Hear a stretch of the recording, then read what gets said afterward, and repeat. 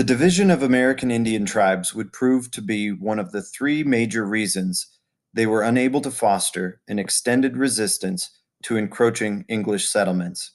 On the contrary, elements of colonial unity in New England slowly developed in the 17th century that gradually led to a colonial identity that was unique and separate from the one of the mother country. While colonists, through the American Revolution, nearly a century and a half later, would continue to identify culturally and socially with England, they also began to identify as New Englanders. In this unit, we will explore a few of the events and experiences that created and demonstrated early signs of colonial unity. 3,200 miles away from London, New Englanders discovered that they would mostly need to rely on themselves during times of crisis. The English Civil War pulled the kingdom's military forces away from the shores of the New World in the 1640s. With the hostilities of the Pequot War 5 years earlier fresh in the minds of Puritan leaders, and military flare-ups with French and Dutch traders becoming more common in the borderlands, the New England colonies looked to each other for mutual protection. In 1643, the Massachusetts, Plymouth, Hartford, and New Haven colonies entered into North America's first official colonial alliance, the New England Confederation. This treaty, more or less, created a military compact between the four colonies to come to one another's aid in defense against a foe. Furthermore, the Allied colonies would assist one another in capturing and returning fugitive criminals and servants. It's important to note that the alliance called itself a confederation, a system of government that acts as a loose organization of independent territories. In essence, they valued this limited unity the agreement created, but they maintained their own local control as being more important. The term and use of confederacy will return periodically throughout American history until the end of the Civil War. The benign neglect, meaning unintentional yet beneficial neglect of the American colonies during the English Civil War, did not only develop a milestone towards colonial unity, it also enhanced the colonists' independent nature. Colonial legislatures, knowing Crown officials were too preoccupied to enforce royal law, began ignoring them. When King Charles II was restored to the throne, he was appalled to discover that the New England colonies were brazenly flouting British authority.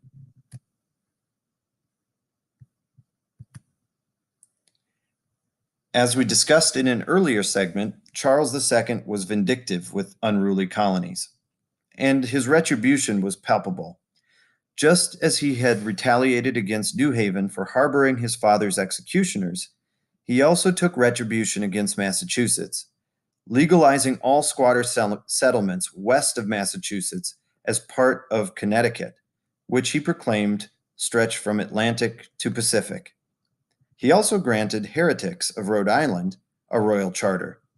And in his final act of retaliation, Charles stripped Massachusetts Bay of its colonial charter and made it a royal colony.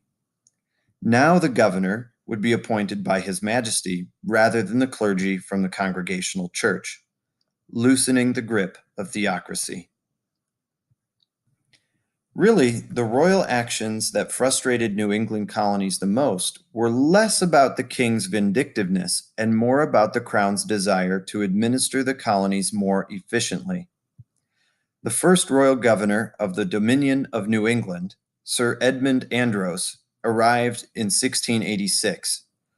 Most importantly, Andros was to usher in the enforcement of England's navigation laws, designed to stitch the economies of England's colonial claims together with the motherland so they could better compete with the economies of the French and Dutch. The navigation laws imposed mercantilism on the colonies.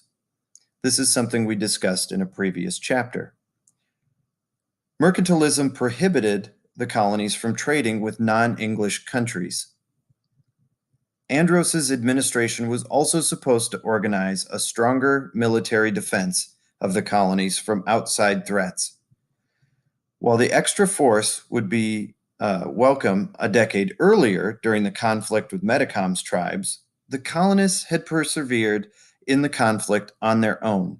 So the ill-mannered troops were viewed as intruders and enforcers of the hated British navigation laws in Boston rather than allies and heroes.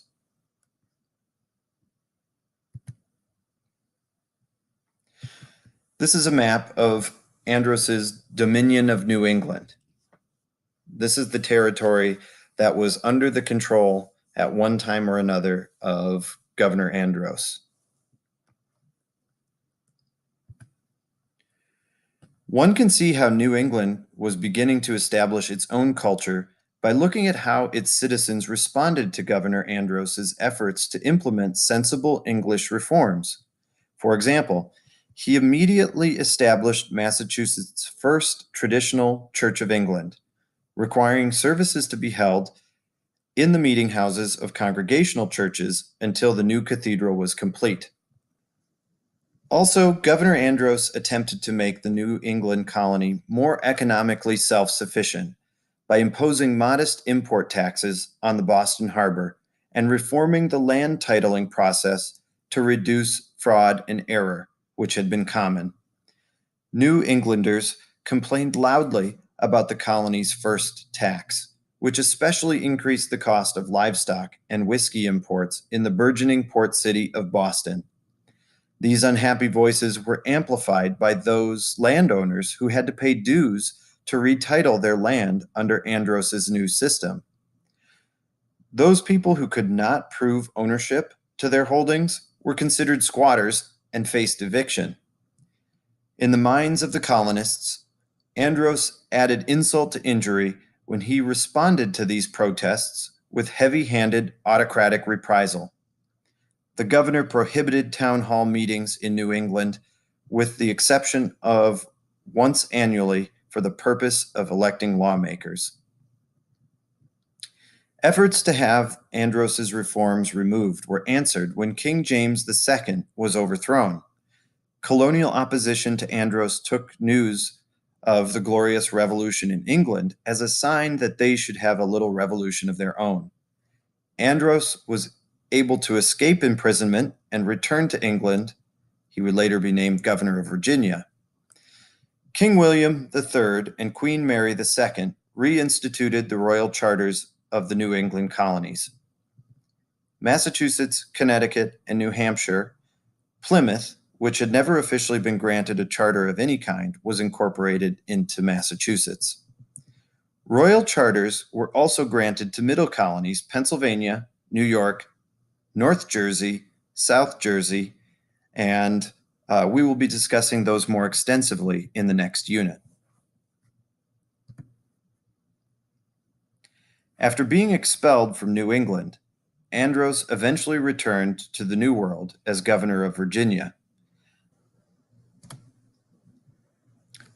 Though the Dominion of New England was torn down, residue of Charles II's effort to assert tighter control over the colonies remained. Voting rights were extended to all landholding men, a monopoly only church members had once enjoyed. Though they had won the battle against Andros, a royal charter ensured that the Puritan colonies would remain under control of a crown-appointed governor. Thus, the old lights of Massachusetts Bay were losing the war to maintain New England's theocracy. We will discuss social unrest that was caused by this in Chapter 4. By the end of the 17th century, the throng of British officials sent to the colonies would take a more hands-off approach to administering the American colonies than Charles II and Sir Andros did. Following unrest in New York and Maryland, Crown officials adopted a policy of salutary neglect. For a period of more than 70 years, this welcomed negligence meant that easing of Crown enforcement of regulations such as the Navigation Acts and reducing imperial supervision of the internal colonial affairs would be the norm so long as the colonies remained loyal to the British Crown and contributed to the economic profitability of the realm. It's very important that you understand what salutary neglect is in order to appreciate what caused the American Revolution.